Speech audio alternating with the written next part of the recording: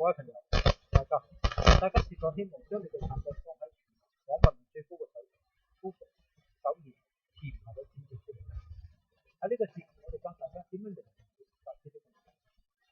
首先，我哋了解一下互聯網每一分鐘嘅海量，所謂海量 YouTube 上傳72個小時，我哋3篇新嘅有聲，Google 收收到200，永遠117，網上空間50，郵件服務10億嘅功能。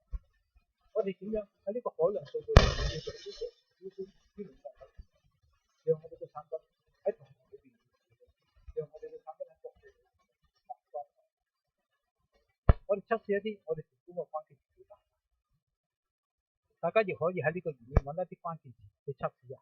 我哋今日要測試嘅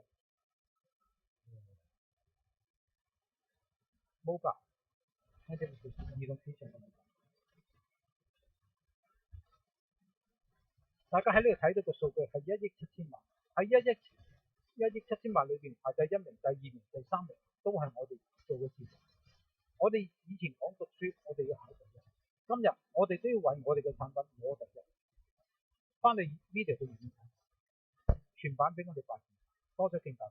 第2版情況一樣，第3版情況一樣，第4版情況一樣，第5頁嗰個情況都係一樣。我哋今日就要為我哋嘅產品攞第一，讓我哋嘅產品喺國際舞台上，喺關鍵詞裏邊遙遙領先。我哋喺嚟緊嘅5月20號喺香港工業總會舉辦一場研討會，中小企如何面向全球市場，由零成本做全球市場推廣，創新高。時間係下晝3點至5點。